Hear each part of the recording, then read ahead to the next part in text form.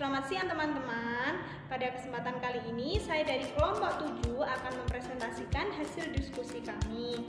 Namun sebelumnya saya akan memperkenalkan dulu anggota kelompok kami. Yang pertama saya sendiri, Isti Winarni di NIM 120202031 dan teman Saya Alfarobi Brilian Fikri NIM 12020200010. Di sini kami akan mempresentasikan proses dan model-model pengembangan kurikulum. Nah, untuk selanjutnya akan dibahas nanti dalam pembelajaran kurikulum ini, yaitu topik pembahasannya ada 4. Yang pertama adalah proses pengembangan kurikulum. Yang kedua, model-model pengembangan kurikulum. Yang ketiga, analisis model pengembangan kurikulum. Yang keempat, implikasi model pengembangan kurikulum. Untuk yang pertama akan kita bahas dulu, yaitu tentang proses pengembangan kurikulum. Apa itu proses pengembangan kurikulum? Nah, proses pengembangan kurikulum merupakan suatu proses yang menyeluruh sebagai bentuk kebijakan nasional dalam pendidikan yang disesuaikan dengan visi, misi, dan strategi yang dimiliki dari pendidikan nasional. Proses pengembangan kurikulum mulai dari perencanaan, pelaksanaan, dan evaluasi. Kurikulum itu meliputi yang tadi perencanaan. Nah, perencanaan di sini yaitu meliputi ide, pengumpulan ide dari berbagai macam kebudayaan dan karakteristik. Ada kemudian setelah ide terkumpul, kemudian mengacu ke program. Setelah program itu dibuat, itu terkonsep, itu kemudian membentuk sebuah konsep kurikulum, kemudian akan dipublikasikan evaluasinya, hasilnya. Kemudian setelah hasilnya itu dilaksanakan, diimplementasikan di dalam pendidikan, hasil akhirnya akan kita evaluasi untuk pengembangan selanjutnya. Model-model pengembangan kurikulum. Model bisa diartikan sebagai pola atau contoh sesuatu. Dengan demikian, yang dimaksud dengan model pengembangan kurikulum adalah pola yang dipakai dalam menyusun dan mengimplementasikan kurikulum. Model pengembangan kurikulum itu sendiri ada banyak jenisnya. Pada kesempatan kali ini, kami hanya akan memaparkan 4 model pengembangan kurikulum saja, yaitu yang pertama model Taylor, yang kedua model administratif, yang ketiga model grassroots, dan yang keempat model demonstrasi. Mari kita bahas keempat model tersebut. Yang pertama model Taylor. Di sini ada 4 langkah dalam melakukan pengembangan kurikulum model Taylor ini, yaitu yang pertama menentukan tujuan pendidikan, yang kedua menentukan proses pembelajaran, yang ketiga menentukan organisasi pengalaman belajar, dan yang keempat menentukan evaluasi pembelajaran. Mari kita bahas satu persatu. Langkah yang pertama yaitu menentukan tujuan pendidikan. Berkaitan dengan tujuan pendidikan ini sangat erat dengan bagaimana gambaran perilaku akhir setelah siswa mengikuti program pendidikan. Jadi, gambaran perilaku akhir siswa yang berkaitan dengan sikap, pengetahuan, keterampilan, dan lain sebagainya itu akan menjadi muara dari tujuan yang hendak dicapai. Ketika kita melakukan pengembangan kurikulum, maka yang pertama kali dilakukan adalah kita tentukan dulu tujuan pendidikannya seperti apa. Kalau dalam tataran operasional itu berarti kita tentukan dulu tujuan pembelajarannya seperti apa. Dan ingat, tujuan harus menggambarkan perilaku akhir. Jadi setelah melakukan pembelajaran, apa yang bisa diperoleh oleh siswa baik dari sikap, pengetahuan maupun keterampilan. Kemudian sumber penentuan tujuan pendidikan. Jadi ketika menentukan tujuan pendidikan, ada beberapa sumber yang perlu kita perhatikan. Yang pertama, hakikat siswa. Yang kedua, kehidupan masyarakat. Dan yang ketiga adalah pandangan para ahli. Jadi ini bisa menjadi sumber ketika nanti kita melakukan atau menentukan tujuan-tujuan yang hendak dicapai. Selanjutnya, dalam menentukan tujuan pendidikan juga, menurut model Taylor ini ada faktor penentu arah tujuan pendidikan. Yang pertama, pengembangan kemampuan berpikir. Ini harus menjadi penentu arah dari tujuan pendidikan yang akan disusun. Yang kedua, membantu memperoleh informasi. Yang ketiga, pengembangan sikap kemasyarakatan. Yang keempat, pengembangan minat siswa. Dan yang terakhir adalah pengembangan sikap sosial. Dari 5 faktor ini sudah sangat jelas bahwa arah dari tujuan pendidikan ini tidak hanya sekedar mengasah dalam hal konten saja, tetapi di sini lebih banyaknya adalah kemampuan atau keterampilan yang nanti akan menjadi bekal mereka atau bekal siswa dalam kehidupan sehari-hari. Kemudian langkah yang kedua yaitu menentukan proses pembelajaran. Dalam hal ini, yang perlu diperhatikan adalah persepsi dan latar belakang kemampuan siswa, atau yang biasa disebut sebagai pengetahuan awal. Guru harus mampu mendeteksi pengetahuan awal para siswanya seperti apa, sehingga mampu melaksanakan atau menentukan langkah-langkah proses pembelajarannya yang akan dilakukan secara jelas, terukur, serta sesuai dengan kebutuhan siswa. Ketika kita menentukan proses pembelajaran, maka akan ada siswa yang kemudian nanti kita ciptakan lingkungan belajar. Dengan lingkungan belajar ini diharapkan orientasi dari proses pembelajaran tadi atau tujuan dari pembelajaran tadi seperti sikap, pengetahuan, dan keterampilan ini bisa tercapai dengan baik. Secara sederhananya, dalam langkah kedua proses pembelajaran ini, bagaimana guru harus mampu menciptakan lingkungan belajar siswa, sehingga tujuan dari pembelajaran seperti sikap, pengetahuan, dan keterampilan itu bisa tercapai dengan baik. Kemudian, langkah yang ketiga yaitu menentukan organisasi pengalaman belajar. Di sini, guru harus memberikan berbagai pengalaman belajar. Jadi jangan sampai guru hanya memberikan pengalaman mendengar saja atau membaca saja. Tapi alangkah baiknya guru variasikan dengan pengalaman-pengalaman belajar lain. Seperti misalnya memperagakan atau melakukan sesuatu yang nyata yang berkaitan dengan konsep yang sedang dipelajari.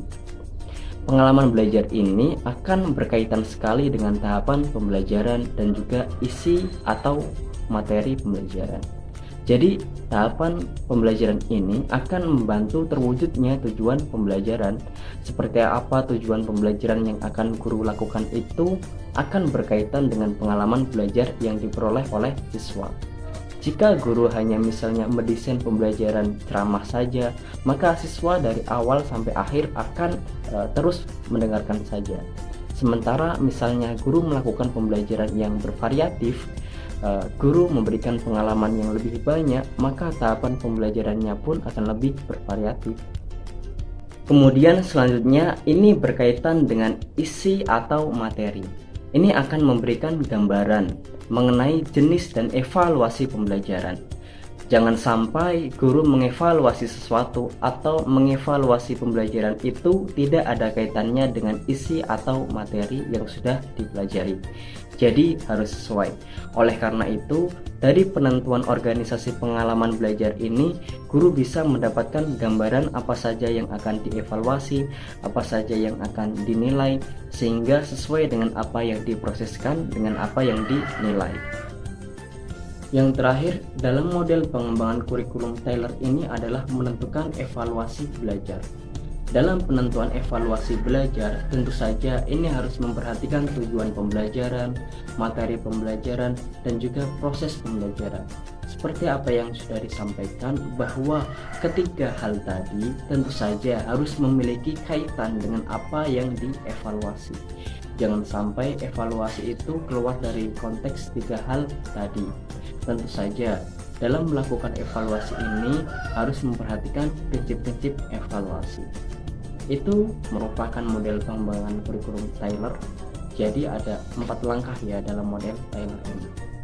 Nah, sebelumnya saya akan menjelaskan tentang model administratif, yaitu atau top down.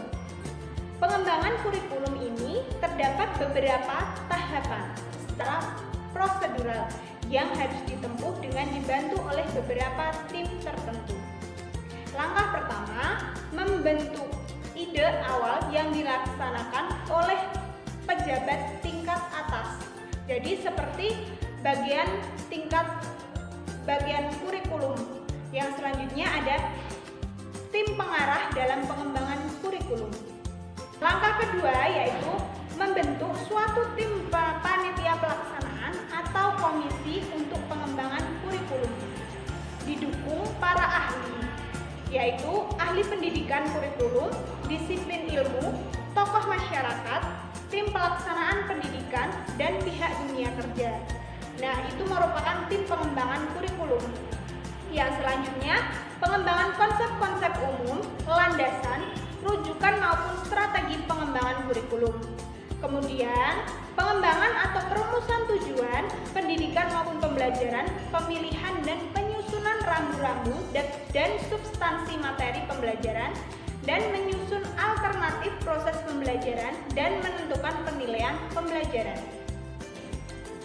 Nah, langkah ketiga yaitu kurikulum yang sudah selesai disusun tadi kemudian diajukan untuk diperiksa dan diperbaiki oleh tim pengarah. Nah, selanjutnya melakukan penyesuaian antara aspek-aspek kurikulum secara terkoordinasi. Jadi dari revisi, kemudian diuji coba, validasi, terus kemudian didiseminasi, kemudian dievaluasi. Kemudian model yang ketiga yaitu model grassroots atau biasa dikenal sebagai bottom up ataupun akar rumput. Ini adalah kebalikan dari model administratif. Jadi model grassroots ini adalah model pengembangan kurikulum yang dimulai dari bawah. Kemudian proses pengembangan kurikulum ini diawali atau dimulai dari gagasan dan juga ide para guru sebagai tim pengajar. Jadi kalau tadi model administratif itu dari atas, dari para pejabat, dari tim ahli, kemudian diturunkan kepada para guru. Kalau model grassroots ini, ide awalnya adalah dari guru itu sendiri atau dari tim pengajar itu sendiri. Jadi di sini sifatnya lebih demokratis. Kenapa disebut lebih demokratis? Karena yang pertama itu digagas oleh guru itu sendiri sebagai pelaksana di lapangan yang tahu permasalahannya itu apa. Sehingga dasar dari pengembangannya adalah pengalaman yang pernah dialami. Kemudian perbaikan bisa dimulai dari unit yang paling terkecil dan juga spesifik. Jadi perbaikan-perbaikan pengembangan kurikulum yang dilaksanakan ini bisa diawali dari hal-hal yang biasa terjadi atau biasa dialami oleh guru itu sendiri. Jadi di sini sifatnya lebih demokratis. Kemudian karena di sini guru sebagai pengusung ide, maka mau tidak mau guru tersebut yang pertama tentu saja harus memiliki kemampuan yang profesional. Kemudian yang kedua, guru harus terlibat penuh. Artinya dari mulai perbaikan, kemudian penyelesaian masalah itu harus terlibat. Jadi tidak boleh hanya misalnya mengajukan perbaikan saja atau mengajukan permasalahan saja, tetapi dalam penyelesaiannya itu tidak terlibat. Kemudian yang ketiga, guru pun harus terlibat langsung. Artinya di sini guru akan terlibat dalam perumusan tujuan, pemilihan bahan, dan tentu saja penentuan evaluasi. Untuk lingkup pengembangannya, model grassroots ini bisa sifatnya dalam lingkup mata pelajaran ataupun lingkup sekolah. Jadi untuk pengembangan kurikulum di sekolahnya itu berasal dari ide para guru di sekolah tersebut.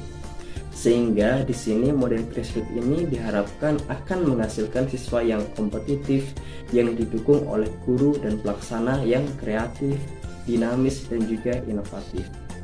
Karena di sini sifatnya dari bawah, dari yang lebih spesifik, dari tingkat lapangan ataupun tingkat operasional, maka salah satu kelebihannya adalah guru akan ditantang untuk lebih kreatif dan juga inovatif dalam pengembangan kurikulum. Nah, baik itu yang sifatnya lingkup sekolah maupun lingkup mata pelajaran itu sendiri. Untuk selanjutnya yaitu model demonstrasi. Model demonstrasi yaitu upaya inovasi kurikulum dalam skala besar yang selanjutnya digunakan dalam skala yang lebih luas. Skema 1, sekelompok guru dan satu atau beberapa sekolah ditunjuk untuk melakukan uji coba suatu kurikulum. Kemudian, kegiatan penelitian dan pengembangan untuk menghasilkan suatu model kurikulum. Selanjutnya, hasil kurikulum yaitu model kurikulum yang diterapkan di berbagai sekolah.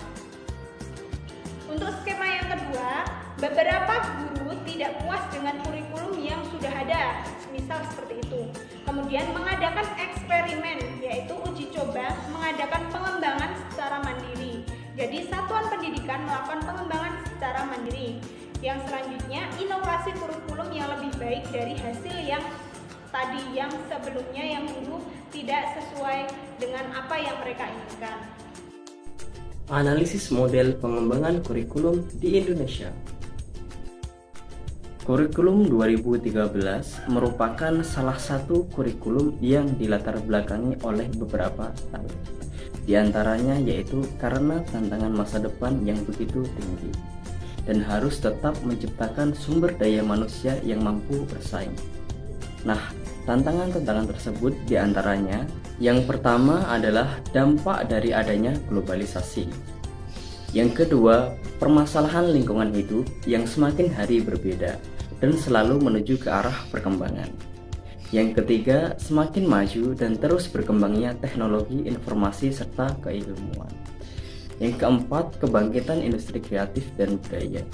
Yang kelima, pergeseran kekuatan ekonomi di dunia, di mana perekonomian suatu negara merupakan salah satu tolak ukur keberhasilan suatu negara.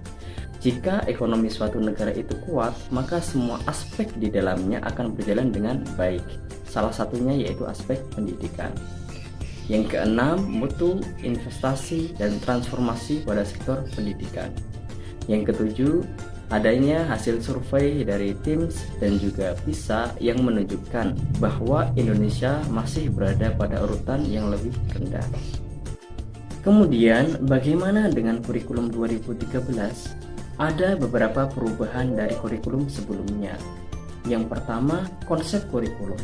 Konsep kurikulum 2013 ini yaitu tidak menekankan pada ranah kognitif saja, namun seimbang antara hard skill dan juga soft skill. Yang kedua, buku yang dipakai. Dalam proses belajar mengajar, terdapat buku guru dan juga buku siswa.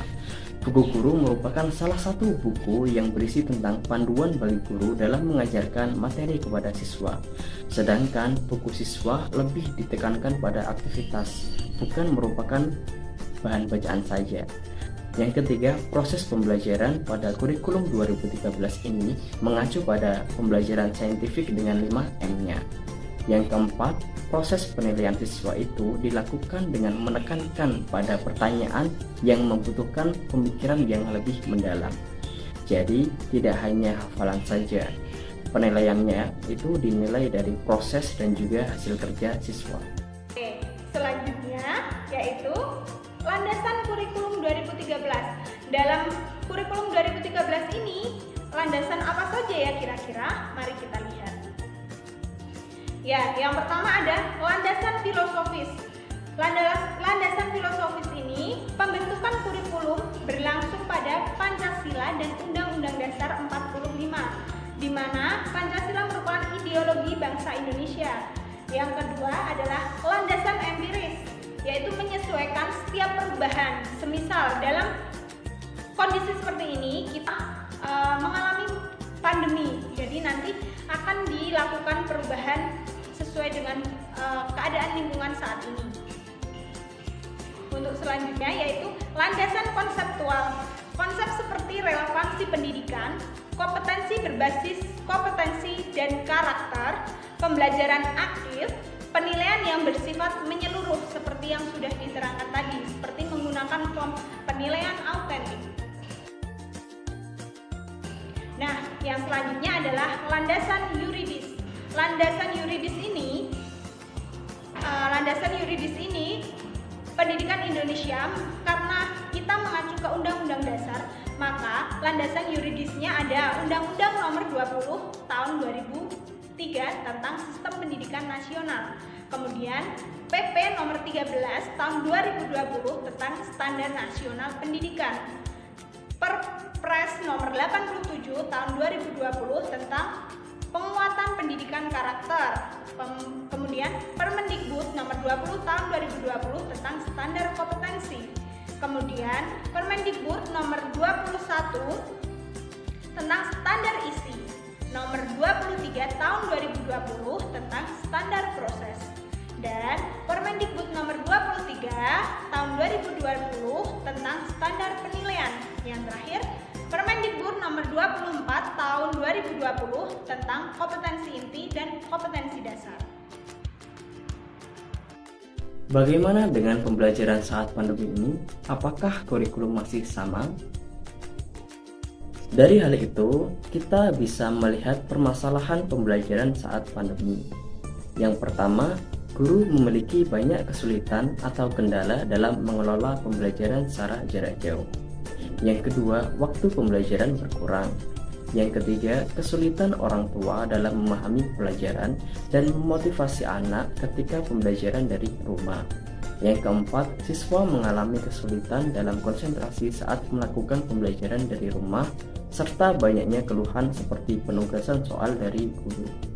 Yang kelima, meningkatnya rasa jenuh dan bosan pada diri siswa. Selanjutnya, melihat permasalahan yang terjadi, maka mengakibatkan beberapa dampak seperti yang pertama, meningkatnya risiko anak putus sekolah karena harus membantu orang tuanya dalam mencari kebutuhan di tengah krisis pandemi ini. Yang kedua, terjadinya penurunan dalam pencapaian pembelajaran pada siswa. Yang ketiga, persepsi orang tua yang melihat jika pembelajaran itu dilaksanakan dari rumah, maka fungsi guru di sekolah itu banyak yang disepelekan. Yang keempat, banyak anak yang mengalami kekerasan oleh orang tuanya, dikarenakan sebagian besar jika orang tuanya itu sudah lelah bekerja, kemudian harus mendampingi anaknya belajar, maka mengakibatkan menurunnya kesabaran. Nah, jadi itu merupakan beberapa dampak dari permasalahan yang terjadi. Oke. Nah, untuk itu pemerintah mencetuskan dari Permendikbud nomor 7/19/P/2020 yaitu tentang apa ya kira-kira? Konsep dalam kurikulum kondisi khusus. Nah, dari tadi yang sudah dibahas, konsep pendidikan kurikulum 2013 di masa pandemi ini kan tidak sesuai, tidak relevan. Maka Kementerian itu memberikan satu konsep kurikulum, yaitu konsep dalam kurikulum kondisi khusus. Oke, kita akan membahas tentang konsep di dalam kondisi khusus. Yang pertama, kompetensi inti dan kompetensi dasar itu mengalami penyederhanaan. Dan yang kedua, penyederhanaan dilakukan secara mandiri. Yang ketiga, di satuan pendidikan khusus, yaitu dilakukan di satuan pendidikan. Yang keempat, pembelajaran diawali dengan asesmen diagnostik penilaian dari kurikulum dalam kondisi khusus. Sekian presentasi dari kami. Jika ada hal yang ingin ditanyakan, bisa menuliskan pertanyaannya melalui Sekian diskusi dari kelompok kami. Terima kasih sudah berpartisipasi dalam materi yang sudah dibahas tadi. Untuk itu, apabila ada